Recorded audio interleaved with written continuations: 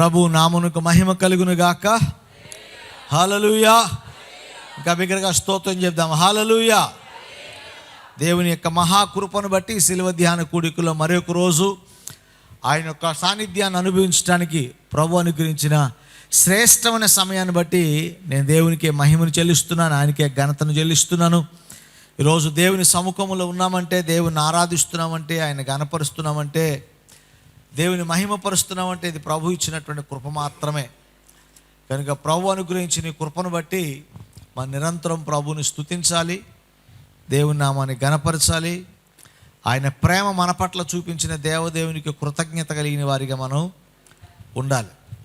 ఈ రాత్రి కొద్దిసేపు దేవుని వాక్యాన్ని మీతో పంచుకోవాలని ఆశపడుతున్నాను. ఎంతమంది దేవుని వాక్యం వినాలని ఆశపడుతున్నారు? ప్రభు మనతో మాట్లాడటానికి ఇష్టపడుతున్నాడు, ఆశపడుతున్నారా? ప్రభు మాట్లాడతాడు నమ్ముతున్నారా? నమ్మినట్లయితే ప్రభు తప్పకుండా మనతో మాట్లాడతాడు. కనుక ప్రభువా, నువ్వు మాట్లాడే మాట కొరకు నా హృదయం ఆశతో కనిపెడుతుంది ప్రభువా అని ప్రభు సన్నిధిలో చెప్పగలిగితే ఆశ గల ప్రాణమును దేవుడు తృప్తిపరుస్తాడు. కనుక రాత్రి మన ఆధ్యాత్మిక ఆకలిని తృప్తిపరిచే యేసయ్య మనకు తోడుగా ఉన్నాడు. ఆమేన్. హల్లెలూయా. చూడండి, దేవుని యొక్క వాక్యంలో నుంచి చూద్దాం. మనం రోమీలకు రాసిన పత్రిక 5వ అధ్యాయము 8వ వచనం. అయితే దేవుడు మన ఎడల తన ప్రేమను వెల్లడిపరుచుచున్నాడు. ఎట్లనగా మనం ఇంకనూ పాపులమై ఉండగానే క్రీస్తు మన కొరకు చనిపోయాను. కాబట్టి ఆయన రక్తం వల్ల ఇప్పుడు నీతిమంతులుగా తీర్చబడి మరింత నిశ్చయముగా ఆయన ద్వారా ఉగ్రత నుండి రక్షింపబడము. ఎలాగనగా శత్రువులమై ఉండగా ఆయన కుమారుని మరణము ద్వారా మనము దేవునితో సమాధానపరచబడిన ఎడల సమాధానపరచబడిన వారమై ఆయన జీవించుట చేత మరి నిశ్చయముగా రక్షించబడదుము. అంతేకాదు, మన ప్రభు అయిన యేసుక్రీస్తు ద్వారా మనము దేవుని యందు అతిశయపడుచున్నాము. ఆయన ద్వారానే మనం ఇప్పుడు సమాధాన స్థితి పొంది ఉన్నాము. దేవునికి మహిమ కలుగును గాక. హల్లెలూయా. ఈరోజు I just want to say, ఈరోజు ఏం చెప్పాలని ఆశపడుతున్నా అంటే the greatness of the cross of Christ. యేసుక్రీస్తు సిలువ యొక్క గొప్పతనం. చాలామందికి సిలువ అంటాం, సిలువ గొప్పదని తెలుసా మనకి? అది ఎంత గొప్పది పలానా ఊర్లో, మా ఊర్లో చాలా ధనవంతులు అంట, కానీ ధనవంతుడు అని తప్ప ఎంత ధనవంతుడో మనకి తెలియదు. ఇది చాలా పేదోడు అంటాడు, ఎంత పేదరికమో తెలియదు. లేకపోతే పలాని వాడు చాలా వారికి ఉన్నటువంటి స్థితినో ఏదో చెప్తుండే కానీ లోతుగా నిజంగా వాళ్ళకి ఏమీ తెలీదు. అలాగే సిలువ గొప్పది అని అందరూ చెప్తాం, కానీ ఎంత గొప్పదో తెలుసా? పోనీ ఎంత గొప్పదో తెలిస్తే అంత గొప్పది ఎలాగైంది సిలువ అనేది మనం గ్రహించగలిగితే సిలువ మనకు అనుగ్రహించిన ఆశీర్వాదం ఏంటో మనకు స్పష్టంగా అర్థమవుతుంది. కానీ ఈరోజు సిలువ యొక్క గొప్పతనం, what is the greatness of the cross of Christ. మొట్టమొదటిగా మనం చూసినట్లయితే క్రీస్తు యేసు యొక్క సిలువ ఎందుకు గొప్పదైందంటే దేవుని ప్రేమ మనకి అర్థమయ్యేలాగా వెల్లడిపరిచింది. దేవునికి స్తోత్రం కలుగునగా. హల్లెలూయా. దేవుడు లోకమును ఎంతో అంటే ఎంత అంటే సాధారణంగా ఎవరికి తెలియదు, ఇంత అని చెప్పడానికి వీలు లేదు. దేవుడు ప్రేమించేవాడని యేసు ప్రభు రాకముందే భూమి మీద జనాలకి తెలుసు. దేవుడు ప్రేమించేవాడు కాకపోతే ఆకాశము తెరిచి మన్నాను కురిపిస్తాడా? దేవుడు ప్రేమించేవాడు కాకపోతే తన ప్రజలైన వారి వస్త్రములు పాతగిల్లకుండా కాపాడుతాడా? దేవుడు ప్రేమించేవాడు కాకపోతే ఎర్ర సముద్రం 2 పాయలుగా చీలుస్తాడా? దేవుడు ప్రేమ స్వరూపు, దేవుడు ప్రేమ ఉన్నాడు, అందులో ఏమాత్రం సందేహం లేదు. కానీ ఆ గొప్ప ప్రేమ అర్థమవటం ఎలాగా అనేదే చిక్కుముడి. ఆ ప్రేమను అర్థం చేసుకుంటే ఇశ్రాయేలు ప్రజలు అన్నిసార్లు త్రోవ తప్పేవాళ్ళు కాదు. కానీ విచారం ఏంటంటే మనకు అర్థమయ్యేలాగా దేవుడు ప్రేమను చూపించినా సరే ఇంకా మన ఇశ్రాయేలు ప్రజల కన్నా ఘోరంగా పాపం చేస్తున్నాం. అంటే వాళ్ళకి నిజమైన ప్రేమ ఏదో అర్థం కాక వారికి తెలుసుకోవలసినంత తెలుసుకోలేకపోవటం వల్ల అవగాహన లేకుండా కొన్నిసార్లు తప్పిపోయి ఉండొచ్చు. కానీ అసలు ప్రేమ అంటే ఇదని రుజువుపరిచి ఇదే నిజమైన ప్రేమని ప్రపంచానికి దేవుని ప్రేమ ఏంటో బయలుపరిచిన ప్రేమను అనుభవించిన తర్వాత కూడా మనకి త్రోవ తప్పిపోతుంటే ఇది చాలా విచారకరమైనటువంటిది. చూడండి, ఇక్కడ దేవుని యొక్క ప్రేమ మానవాళికి వెల్లడి చేయబడినట్లుగా మనం చూస్తాం. ఎలా అంటే, మనం ఇంకనూ పాపులమై ఉండగా క్రీస్తు మన కొరకు చనిపోయాడు. అంటే పాపముల గురించి ఏం రాయబడుతుంది? పాపం వల్ల వచ్చు జీతము మరణం. అంటే పాపములో ఉన్నవారంటే అర్థం ఏంటంటే చచ్చిన వారు. ఎవరైనా బతికున్న వాళ్ళ కోసం రూపాయి ఖర్చు పెడతారు, కానీ చచ్చిపోయిన వాళ్ళ కోసం ఖర్చు పెడతారా? హాస్పిటల్లో కానీ పేషెంట్ తీసుకెళ్తే ఎంత ఖర్చు అయినా పర్లేదండి బతికించండి అంటారు. అవునా? బిల్లు వచ్చింది అది ఎంత వేసారేంటి అంటారు. అంతకుముందు ఏమంటారు? ఎంత ఖర్చు అయినా పర్లేదు. ఒక్కోసారి చచ్చిపోయిన తర్వాత వెంటనే డాక్టర్ గారు వచ్చి, అమ్మ ఇంకేమైనా చేయండి, ఇంకో ₹1,00,000 ఇంజక్షన్ చేయండి. ఎవడండు? చచ్చిపోయిన తర్వాత మన ఇంటికి పెద్ద అయినా, మన ఇంటికి దిక్కైనా వారికి విలువ లేదు. బతికున్నంత వరకే. చాలామంది చనిపోయిన తర్వాత ఆ మనిషికి విలువ ఉండదు. బ్రతికున్నంత వరకే విలువ తప్ప చనిపోయిన తర్వాత ఏ వ్యక్తికి విలువ ఉండదు. రాజు అయినా, మంత్రి అయినా, ఎంతటి శక్తివంతుడైనా సరే జీవం ఉన్నంత వరకే. జీవం పోయిన తర్వాత వారికి ఏ ఉపయోగం కూడా లేదు. యేసు ప్రభు ఎలా ప్రేమ వెల్లడైందంటే, నిరుపయోగంగా ఉన్న అతిక్రమముల చేత, పాపముల చేత ఉన్న మనం చచ్చిపోయి ఉండగా, అంటే జీవము లేకుండా నిరుపయోగంగా ఎవరికి ఉపయోగపడని రీతిగా ఉన్న స్థితిలో అలాంటి వారి కోసం దేవుని ప్రేమ వ్యక్తపరిచాడు. లూకాసు వార్త 19:10 ఏమంటాడు? నశించిన దానిని వెదికి రక్షించక మనుష్య కుమారుడు లోకంలోనికి వచ్చెను. అంటే 2 పదాలు ఇక్కడ, పాడైపోయింది, నశించిపోయింది. అర్థం ఏంటి? పాడైందంటే బాగు చేయబట్టడానికి వీలున్నది అని అర్థం. నశించిందంటే అర్థం ఏంటి? బాగు చేయడానికి వీలు లేనిది అని అర్థం. కనుక బైబిల్ గ్రంథం ఏం చెప్తుంది యేసు ప్రభు గురించి? నశించిన దాన్ని వెతికి రక్షించక మనుష్య కుమారుడి లోకంలోనికి వచ్చాడు. అంటే పాడైంది అయితే హోప్ పడుతుంది, బాగు చేస్తే మళ్ళీ వాడుకోవచ్చు అని. నశించిపోయింది ఎలా బాగుపడుద్ది? ప్రభు ఆ నశించిపోయిందని ఎలా బాగు చేయాలో, దానికి ఎంత త్యాగం చేయాలో, దానికి ఎంత వెల పెట్టాలో అంతటినీ నశించిపోయిన దాని కొరకు ప్రయాసపడ్డాడు. కనుక దేవుని ప్రేమ మనుషుని పట్ల ఇలాంటిదని యేసు ప్రభు యొక్క బలియాగ మానవాళికి తెలియజేసింది. హల్లెలూయా. కనుక దేవుని ప్రేమ మనుషునికి వెల్లడి చేసినటువంటి గొప్పది శిలువ యాగం. దేవునికి స్తోత్రం కలుగును గాక. హల్లెలూయా, హల్లెలూయా. ప్రేమ అనేది కేవలం మాట్లాడింది కాదు, ప్రేమ అనేది పలకబడింది కాదు, ప్రేమ అనేది రుజువు చేయబడినటువంటిది. Love is not just thought, love is just demonstrated. ప్రేమ అనేది కేవలం మాటలతో చెప్పింది కాదు, ప్రేమ అనేది అది వ్యక్తీకరించబడింది. లేదా భావం ఎలాగైతే మాటలో ఉంటుందో అలాగే క్రియల రూపకంగా ఆ ప్రేమను దేవుడు చూపించాడు. అందుకే మానవుని జీవితంలో దేవుని ప్రేమను వెల్లడి చేసే సాధనంగా సిలువ మారింది. కనుక సిలువ అతి గొప్పదిగా దేవుని యొక్క వాక్యంలో మనకి జ్ఞాపకం చేస్తుంది. దేవునికి స్తోత్రం కలుగును గాక. హల్లెలూయా. సిలువ ఎందుకు గొప్పదో మరొక మాట కూడా చెప్తాను. సిలువ యొక్క ఘనత ఏంటంటే, మానవుని యొక్క అపరిష్కృతమైనటువంటి సమస్యను పరిష్కరించింది క్రీస్తు యేసు సిలువ. The greatness of cross is so great just because of one reason. ఏంటది? The unsolved problem of humanity has been solved in one thing.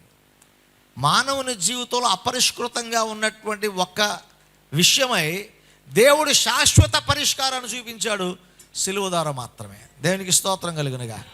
హల్లెలూయా. మనిషికి ఆర్థిక సమస్యలే భారం అనుకుంటే ఫరో దగ్గర ఉన్న డబ్బు మోషే దగ్గర లేదు. ఉందా? ఉందండి. ఫరో దగ్గర ఉన్న డబ్బు యోసేపు దగ్గర లేదు. ఫొతేఫర్ దగ్గర ఉన్న అధికారం యోసేపు దగ్గర లేదు. నెబుకద్నెజరుకు ఉన్న అధికారం దానియేలుకి లేదు. బైబిల్లో చూడండి మీరు అంతా కూడా, దానియేలైనా, అబ్రహాము గారైనా, లేకపోతే యోసేపు అయినా, ఈ మోషే భక్తుడైనా, వీళ్ళందరి జీవితాలను మనం చూసినట్లయితే వీళ్ళ దగ్గర డబ్బు లేదు. వీళ్ళు ఎవరితో పోరాడారు? డబ్బు ఉన్న వాళ్ళతో పోరాడారు. వీళ్ళకి అధికారం లేదు, అధికారం ఉన్న వాళ్ళతో పోరాడారు. ఇది చాలా విచిత్రంగా ఉంటుంది. ఎందుకంటే వాళ్ళు డబ్బు లేదు, డబ్బు గలతో పోరాడారు. వాళ్ళ దగ్గర ఏ అధికారం ఉందో ఆ అధికారాన్ని వీళ్ళు స్వతంత్రించుకున్నారు, డబ్బు లేకుండా, అధికారం లేకుండా. అర్థమైందా? అంతటి భక్తులు వీళ్ళ జీవితంలో. అంటే నేను ఎందుకు ఈ మాట అంత చెప్పానంటే, డబ్బు ఒక్కటే మన మనస్సుకు లేదా మన సమస్యలకు పరిష్కారము కాదు. డబ్బే అన్నిటికీ పరిష్కారం కాదు. అది మనకి ఫరో జీవితం ద్వారా మనకు అర్థమైంది. డబ్బే అన్నిటికీ పరిష్కారం కాదు. ఫరో అధికారం ఉంది, ఏమైనా చేయగలిగాడా? కప్పలు వచ్చాయి, నీళ్ళు ఎర్రగైపోయినాయి, పేలు వచ్చాయి. ఈయనొచ్చి తన అధికారంతో సైనికులు రండి పొండండి అన్నాడు కదా. అలాగే రక్తమా తెల్లగా అన్నాడు ఏమన్నా? అనలేదు కదా. తన అధికారంతో ఏమైనా ఉపయోగపడింది? అధికారం డబ్బు ఏమైనా ఉపయోగపడిందా? తన జీవితంలో సమస్య రాకమునుపు డబ్బే తన జీవితంలో సర్వస్వం అనుకున్నాడు, అధికారమే సర్వస్వం అనుకున్నాడు. సమస్య వచ్చిన తర్వాత ఆ సమస్యకు తన డబ్బు పరిష్కారం చూపించలేదని తను అర్థం చేసుకోకపోయినా, ఈ తరం వారికి మనకు అర్థమైంది ఏంటంటే, ఫరో దగ్గర డబ్బు ఎవరి దగ్గర లేకపోయినా, ఫరోకే తన సమస్యను పరిష్కరించుకోలేకపోతే, అంత డబ్బు మన దగ్గర లేకపోయినా సరే ఉన్న డబ్బుతో అయినా కొంచెం సమస్యని పరిష్కరించుకోగలమా? మనం కొంచెం సమస్యలను పరిష్కరించుకోగలమా? Money can't solve all problems. డబ్బే అన్ని పరిస్థితుల్ని కూడా పరిష్కరించదు. స్తోత్రం చెప్పండి అందరూ. హల్లెలూయా. ఒకనికి బలం ఉంది, బలమే అన్నిటికీ పరిష్కారమా? ఫిలిస్తీన్లు అదే అనుకున్నారు కనుకనే ఆఖరి వజ్రాయుధాన్ని వదిలిపెట్టారు. వాని పేరే గొలియాతు. గొలియాతు 6 మూరల జాననున్నాడు, నిలబడ్డాడు, రంకెలు వేశాడు, కేకలు వేశాడు. ఇశ్రాయేలుతో ఫిలిస్తీన్లకు ఉన్న సమస్యను తన బలం పరిష్కరించగలిగిందా? పరిష్కరించగలగలా.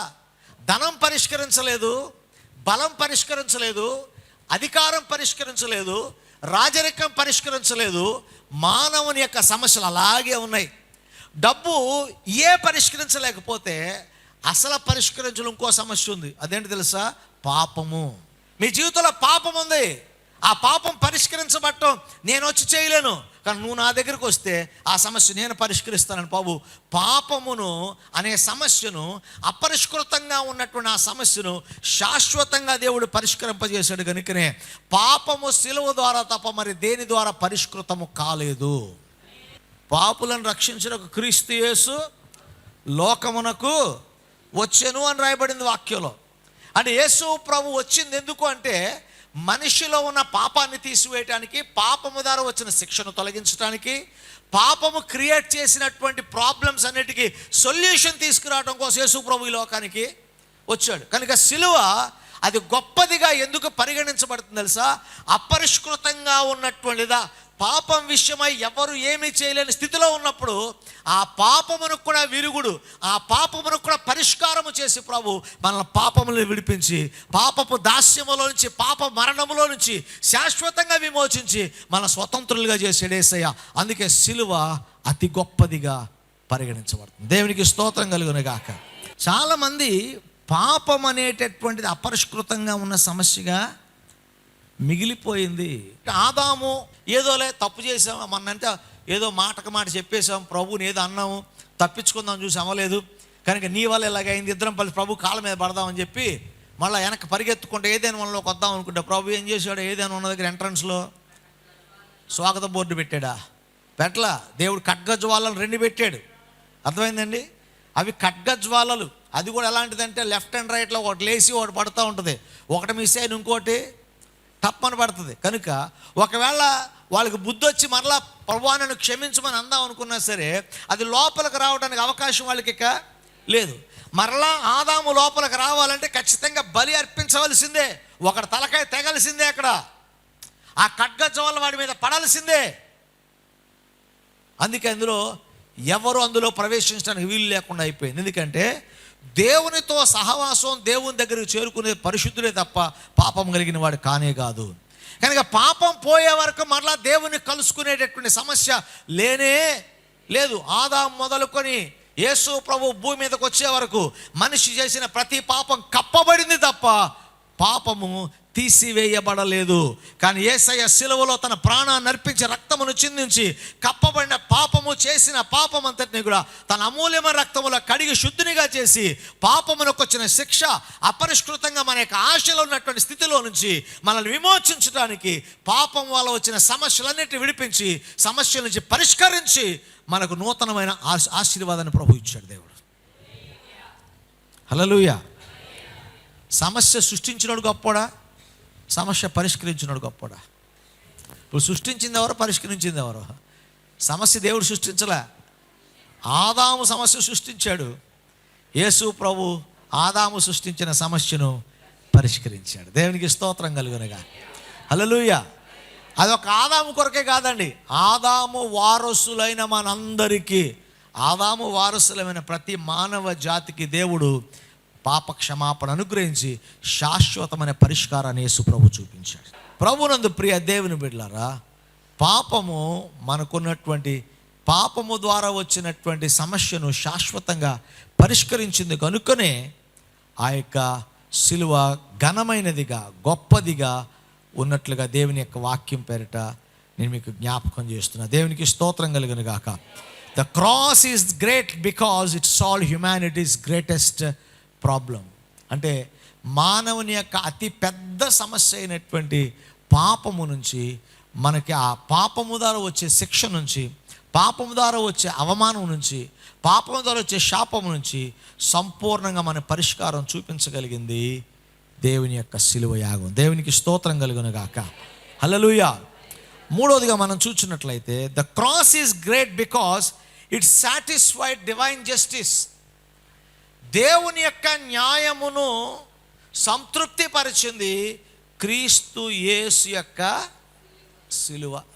ఈరోజు మనం అనుకుంటున్నాం నువ్వు పరిశుద్ధులు అయిపోయావు, నువ్వు బాగానే ఉన్నావు, నేను ప్రార్థన చేస్తే సరిపోద్ది, నేను వాక్యం చదివితే సరిపోద్ది, గుడికి వెళ్తే సరిపోద్ది, నీ స్టాండర్డ్ నువ్వు అనుకున్నావు. కానీ నీ పాపము చేసిన మురికి, నీ పాపము చేసినటువంటి దౌర్భాగ్య స్థితి దానితో సరిపెట్టలేం. అది పరిశుద్ధ రక్తంతో కడగబడాలి. హిమమంత తెల్లగా అది చేయబడాలంటే గొర్రెపిల్ల రక్తంలోనే సాధ్యం. ఆయన మన ప్రభువు యేసుక్రీస్తు. యోహాను సువార్త 1:29 అంటే లోక పాపములు మోసుకొని పోవు దేవుని గొర్రెపిల్ల ఏం చేసింది తెలుసా? దేవుని యొక్క నీతిని నెరవేర్చింది. అది it satisfied divine justice. It satisfied divine justice. ఈరోజు చాలామంది మన జీవితాల్లో దేవునికి ఒక నియమం ఉంది. నీతి అంటే ఇలా ఉండాలి, పరిశుద్ధత అంటే ఇలా ఉండాలి, పవిత్రత ఇలా ఉండాలి అనుకుంటున్నాం. కానీ మనం ఏమనుకుంటున్నాం? గుడికి వెళ్ళిపోయి దశంభాగం ఇచ్చేసి ప్రార్థన చేసి అయ్యగారి తలకాయ ఉంచేసి ప్రార్థన చేయించేసుకుంటే అయిపోయింది, మనం పరిశుద్ధం అయిపోయి అనుకుంటున్నాం. కానీ దేవుడు అంటున్నాడు మీ నీతి నాకు మురికి గుడ్డతో. అందుకే మీ పాపం పోవాలంటే, దేవుని యొక్క స్టాండర్డ్స్ తీర్చాలంటే ఏం చేయాలి? నిష్కల్మషమైన పరిశుద్ధమైన రక్తము చిందించబడాలి. కనుక అది చిందించబడితేనే తండ్రి యొక్క కోపము చల్లారుతుంది, మనిషిపై ఉన్న శిక్ష తొలగిపోతుంది. కనుక దేవుని యొక్క న్యాయమును సంతృప్తిపరచగలిగే త్యాగం చేసింది ప్రభువైన యేసుక్రీస్తు వారి సిలువలోనే. అందుకనే యేసుక్రీస్తు సిలువ అతి గొప్పదిగా పరిగణించబడింది. మరొక మాట నేను చెప్తాను. Cross is great because it has defeated the devil, it has defeated the Satan. అపవాదిని జయింపజేసింది ఏంటండి? సిలువ. స్తోత్రం చెప్పండి అందరూ. సిలువ సాతాను శక్తులను లయపరిచింది. సిలువ లేకపోతే సాతాను శక్తుల మీద విజయం మనకి లేదండి. కొలసీ పత్రిక 2:15 చూడండి దయచేసి. కొలసీ పత్రిక 2:15 మరియు అపరాధములను శరీరమునకు సున్నతి పొందక యుండినందునను మీరు మృతులై ఉండగా దేవుడు వ్రాతపూర్వకమైన ఆజ్ఞ వలన మనకి విరోధముగా ఉన్న ఒక పత్రమును మేకులతో సిలువకు కొట్టి దాని మీద చేవ్రాతను తుడిచివేసి మనకు అడ్డము లేకుండా దాన్ని ఎత్తివేసి అపరాధములన్నిటినీ క్షమించి ఆయనతో కూడా మిమ్మల్ని జీవింపజేసాను. దేవునికి ఒకసారి గట్టిగా స్తోత్రం చెప్దాం. ఇక్కడ నాకు హృదయానికి హత్తుకున్న మాట ఏంటంటే, దేవుడు చేతి వ్రాతతో రాయబడినది ఏదైతే మేకులతో కొట్టబడిందో అది తుడిచివేయబడిందంట. యేసయ్య సిలువలో ఆ పాపములను తుడిచివేసినందున మన జీవితంలో ఎప్పటికీ సాధించలేని విజయం యేసు ప్రభు సిలువలో మన కొరకు సాధించాడు. కనుక సాతానును జయించాడు, మనలో ఉన్న పాపాన్ని జయించాడు. కనుకనే సిలువ అతి శ్రేష్టమైనది, గొప్పది. స్తోత్రం కలుగునుగాక. ఒక పాస్టర్స్ కాన్ఫరెన్స్లో నన్ను పిలిస్తే, ఆ రోజు పాస్టర్స్ సెమినార్. యాక్చువల్గా నేను వెళ్ళిన రోజు నా అదృష్టమో నా దురదృష్టమో కానీ నా తర్వాత మాట్లాడిన స్పీకర్ రాలా. అప్పుడు అన్నాడు, సార్ ఈ రోజంతా మీరే చెప్పండి అన్నాడు. రోజంటే మార్నింగ్ 3 అవర్లు, మధ్యాహ్నం 3 అవర్లు, 6 గంటలు. సరే ఒప్పుకున్న పెళ్ళికి వాయించక తప్పుద్దని సరే చెప్తాను అన్నాను. చెప్పిన తర్వాత సెమినార్ అయిన తర్వాత సెమినార్లో 5 గంటలు మాట్లాడిన 6వ గంటలో మాట్లాడి నేను ఫస్ట్ పాయింటే మాట్లాడుతున్నా. ఎవరు అందరూ రాసేసుకుంటున్నారు. ఓకే, ఏమయ్య పొద్దున్న చెప్పాను కదా ఇదంటే అందరు తెల్లమొఖం వేసుకుని చూస్తున్నారు. అలా మనకి 4 వచ్చినాయి, 4 ఎన్నికి పోయి నేను అడుగుతున్నాను నేను. కొంతమందికి ఎక్కువ వినేసి ఇది ఎక్సైటింగ్గా ఉంటుంది, కానీ ముందు మర్చిపోతుంటాం. ఎందుకంటే మనకి ఎప్పుడు ఎక్సైట్మెంట్ కావాలి, మారు మనసు అక్కర్లా మనకి. అదే మారు మనసు అనుకోండి ప్రతిదీ గుర్తుంటుంది. మనకు అలా కాదు, ఏది బాగుంది, వాళ్ళు ఏ పాయింట్ బాగుంది, మనం మళ్ళీ దాన్ని ఎక్కడైనా చెప్పడానికి ఏ పాయింట్ బాగుంటుంది, మన జ్ఞానాన్ని ప్రదర్శించడానికి ఈ పాయింట్ ఎక్కడ చెప్తే బాగుంటుంది అనే దాని మీదే మన ఆలోచన ఉంటుంది తప్ప ఈ పాయింట్ ద్వారా ప్రభు నాతో ఏం మాట్లాడుతున్న ఆలోచన మనకి ఉండదు. చివరికి ఒక మాట చెప్పి ముగిస్తాను. Cross is great because it open the way to God. సిలువ ఎందుకు గొప్ప తెలుసా? అది దేవుని దగ్గరకు మనకు మార్గాన్ని తెరిచింది. దేవునికి స్తోత్రం కలుగునుగా. హల్లెలూయా, హల్లెలూయా. మామూలుగా అంటే ఇక్కడ నుంచి నేను సేవ మొదలుపెట్టిన కొత్తలో సూర్యారావుపేటలో మనం ఒక చర్చ్ ప్రారంభించాం. నేను మొదట వెళ్ళినప్పుడు జగన్నాథపురం వరకు వెళ్ళిన తర్వాత అక్కడి నుంచి నడకే ఇంకా, ఎందుకంటే అని మనం వెళ్ళేటటువంటి రోడ్డు కాదు. తర్వాత సైకిల్ వెళ్ళే పరిస్థితి వచ్చింది. సైకిల్ మీద వెళ్తే ఇలా వెళ్తుంటే ఇటు వెళ్ళేవాళ్ళం, ఎందుకంటే అది బురద రోడ్డు. స్కూటర్ మీద వెళ్తాలంటే ఆయిల్ లేకుండా వెళ్ళిపోయేది బండి, అంటే మట్టికి జారిపోతే వెళ్ళిపోతుండేది బండి అనమాట. అది దాని ఇష్టం, అలా వెళ్ళిపోతుండేది. అది మన కాళ్ళతో తోలేవాళ్ళం స్కూటర్. అప్పుడు ఎవరికి గేర్లు ఎత్తాలనుకున్నాం, కానీ కాళ్ళతో కూడా తోలొచ్చని అప్పుడు అర్థమైంది నాకు. ఎందుకంటే బండితో ఇంజిన్తో పని లేదు. ఇటు వెళ్తుంటే బురద ఇట్లాకి వెళ్ళిపోయేది, ఇటు వెళ్తుంటే బురద ఇట్లాకి వెళ్ళిపోయేది. ఎటు వెళ్తున్నామో మనకు తెలిసేది కాదు. మరి దేవుని చేరుకోవడం కోసం దేంతో దారేద్దాం? సూర్యుడి దగ్గరికి వెళ్తాక, చంద్రుడి దగ్గరికి వెళ్తాక మనిషి జ్ఞానం ఉపయోగించి స్కైలాబులు కనిపెట్టారు, రాకెట్లు కనిపెట్టారు, శాటిలైట్లు కనిపెట్టారు. శాటిలైట్లతో చందమామ దగ్గరికి వెళ్ళి ఫోటోలు దిగుతున్నారు. చందమామ రావే, జాబిల్రా, పాటలు అక్కర్లు అక్కడికే తీసుకెళ్ళి బోరు ముద్దలు పెట్టే పరిస్థితి వచ్చేసింది మనకు ఇప్పుడు, డబ్బులుంటే. అర్థమైందా? అన్నిటికీ మార్గం కనుక్కున్నారు కదా. మీరు ఇంటికి వెళ్ళింది అదే పని, యూట్యూబ్లో ఎయిర్ ట్రాఫిక్ ఇన్ లండన్ అని కొట్టండి, ఎయిర్ ట్రాఫిక్ ఇన్ న్యూయార్క్ అని కొట్టండి. జీవితంలో ఎప్పుడు విమానం ఎక్కరు మీరు మళ్ళా. ఎందుకంటే నలకలు తిరిగినట్టుగా తిరుగుతుండే ఫ్లైట్లన్నీ ఆకాశంలో. ఇన్ని ఫ్లైట్లు మన చుట్టూ ఉన్నాయా, కనబడకుండా ఏదైనా గుద్దేస్తే పరిస్థితి ఏంటి అనే భయం వస్తే జీవితంలో విమానం ఎక్కువ ఇంక మళ్ళా. అయినా ఇంతటి కయోస్లో కూడా దారులు ఏర్పాటు చేసి నువ్వు ఈ దారి వెళ్ళాలి, ఈ దారి వెళ్ళాలి, ఈ దారి వెళ్ళాలి, ఈ దారి వెళ్ళాలంటే దేనికి అది వెళ్ళిపోతుందండి. ఇంకా విచిత్రం ఏంటంటే లండన్లో నేను మొదటిసారి గుండెనొప్పి వచ్చింది, పని అయింది. నేను రైల్లో కూర్చున్న అద్దాల నుంచి బాగా ఎదరకొచ్చి చూస్తే డ్రైవర్ లేడు. ఇక్కడ రైలుకి డ్రైవర్లు కొన్ని ఆటోమేటిక్గా వెళ్తాయి, అయినా గమ్యం చేరుతున్నాయి. రైలుకి డ్రైవర్ లేడు, విమానానికి డ్రైవర్ లేకుండా వచ్చినాయి. అమెరికాలో కార్లు ఎయిర్పోర్ట్కి టెస్లా కార్ బుక్ చేస్తే డ్రైవర్ రాడు, ఆటోమేటిక్గా మన దగ్గర నుంచి డోర్ ఓపెన్ అవుతుంది, ఎక్కడ మన ఇంటికాడ దింపుద్ది. దానికి ఎంత దూరం గుండె ధైర్యం కావాలి తెలుసా? ఇన్నిటికి మార్గాలు ఉన్నాయి. ఎవడన్నా పరలోకానికి రోడ్డు ఉందని చెప్పాడా? దేవుని దగ్గరికి వెళ్ళండి అని చెప్పాడా?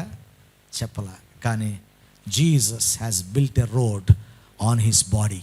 తన శరీరము ద్వారా దేవుడు ఒక మార్గమును దేవుడు చేశాడు. తన శరీరము దున్నబడిన భూమిగా చేయబడింది. శరీరం అనే ద్వారము ద్వారా దేవుడు పరలోకానికి దేవుడు మనకు మార్గాన్ని చూపించాడు. ఆ దేవుని చేరుకునే మార్గం యేసు ప్రభు సిలువ ద్వారా ప్రభు మనకి చేశాడు. సిలువ ఎందుకు గొప్పదో తెలుసా? అది పరలోకానికి దేవునికి మార్గాన్ని చూపించింది, దేవుని దగ్గరికి తీసుకెళ్లే మార్గాన్ని చూపించింది అది.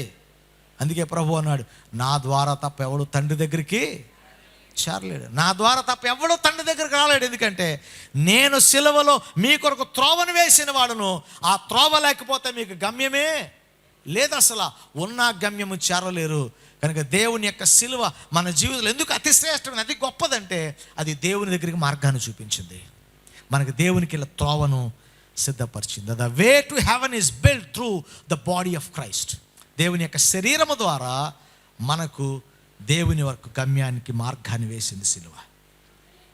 కనుకనే ఈరోజు దేవుని సన్నిధిలో సంతోషిస్తున్నాం, ఆనందిస్తున్నాం. ప్రభునందు ప్రియ దేవుని బిడ్డలారా, ఈరోజు దేవుని సముఖానికి వచ్చి ప్రార్థన చేస్తున్నాం. మనందరం సిలువ యొక్క ఔన్నత్యాన్ని, గొప్పతనాన్ని తెలుసుకున్న మనం ఆ మార్గం వేసిన మార్గంలో పరిశుద్ధతతో, దేవుడు అనుగ్రహించిన కృపతో ఆయన ఆరాధిస్తూ సేవిస్తూ ఆ గమ్యానికి చేరడానికి ప్రయాసపడదాం. యేసు ప్రభు సిలువలో మన కొరకు బలి అయిన దేవదేవునికి కృతజ్ఞతలు చెల్లిస్తూ ప్రభు సన్నిధిలో ముందుకు సాగుదాం. దేవుడి మాటలను దీవించును గాక. తల్ల వంచుని కన్నులు మూసుకుని ప్రార్థన చేసుకుందాం. అందరూ స్వరాలు తెచ్చి, ప్రభువా నీ సిలువ గొప్పది నాయన, నీ సిలువ త్యాగం గొప్పది ప్రభువా, నీ సిలువ ప్రేమ గొప్పది నాయన. అందరూ స్వరాలు తెరిచి ప్రభువుకు చెప్పాలి. ప్రభువా నీ సిలువ ద్వారా నీ ప్రేమను మాకు తెలియజేసావు నాయన. నీ సిలువ ద్వారా తండ్రి మా జీవితానికి గమ్యం చేర్చావు నాయన. నీ సిలువ ద్వారా మా జీవితానికి ప్రభువా దేవా గమ్యాన్ని చూపించావు నాయన. నీ సిలువ ద్వారా ప్రభువా మేము పొందవలసిన శిక్షను మీరు పొంది ప్రభువా దేవా నీ ఉగ్రతను, నీ కాపుదలను, నీ యొక్క ఉగ్రతను దేవా తగ్గించి వేసావు తండ్రి. నీకు స్తోత్రం. అందరూ స్వరాలు తెరిచి బిగ్గరగా స్తోత్రం చెప్పండి. హల్లెలూయా, హల్లెలూయా, హల్లెలూయా. స్తోత్రం, స్తోత్రం, స్తోత్రం, స్తోత్రం, స్తోత్రం. పరిశుద్ధుడా, అత్యున్నత సింహాసనంపై ఆసీనుడా, సుందరుడా, అతిశ్రేష్ఠుడా, ధవళవర్ణుడా, రత్నవర్ణుడా, 10,000లో అతికాంక్షణీయుడా, మనోహరుడా, మహోపకారి, ఉన్నవాడా, అనువాడా, రాజులకు రాజా, ప్రభువులకు ప్రభువా, నీకే స్తోత్రం, స్తోత్రం, స్తోత్రం, స్తోత్రం. అందరూ స్వరాలు తెరవాలి బిగ్గరగా. ప్రేమగల తండ్రి, పరిశుద్ధుడైన దేవా మీకు వందనాలు. దేవా ఈ సిలువ ధ్యాన కూడికలో మరొకసారి నాయన నీ సిలువ యొక్క గొప్పతనాన్ని ధ్యానించుకుని కృపించారు, మీకు స్తోత్రం. ఈ సిలువ యొక్క గొప్పతనాన్ని గ్రహించిన మేము తండ్రి ఆ ప్రేమలో కొనసాగుతూ మీరు అనుగ్రహించిన నియమాల ప్రకారం జీవిస్తూ మీ శరీరం ద్వారా నిర్మించిన ఆ మార్గం వైపు చూస్తూ ఆ మార్గంలో ప్రయాణం చేస్తూ మా గమ్యమైన మిమ్మల్ని చేరుకునే కృప దయచేయండి. విత్తబడిన వాక్యం మా హృదయాలు ఫలింపచేయండి. వాక్యానుకూలంగా జీవించే కృప ఇవ్వండి. పరిశుద్ధాత్మతో మమ్మల్ని నింపండి. నీ కార్యాలు మా జీవితంలో దయచేయండి. మా గృహాలకు వెలుచుగా మీ సన్నిధి సమాధానం అనుగ్రహించండి. మా కుటుంబాల్లో శాంతి దీవెన దయచేసి మీరే మహిమ పొందమని యేసు నామమును అడిగి వేడుకొని ప్రార్థిస్తున్నాము తండ్రి, ఆమేన్. మన పరమ తండ్రిని దేవుని ప్రేమ, కుమారుడైన క్రీస్తు కృప, పరిశుద్ధాత్మ దేవుని యొక్క అన్యోన్య సహవాసము సమాధానం కూడి వచ్చిన మనకును ఆయన నామమును ప్రేమిస్తున్న సకల పరిశుద్ధులందరికీ ఇప్పుడు ఎల్లప్పుడూ సదాతుడే నడిపించును గాక. ఆమేన్.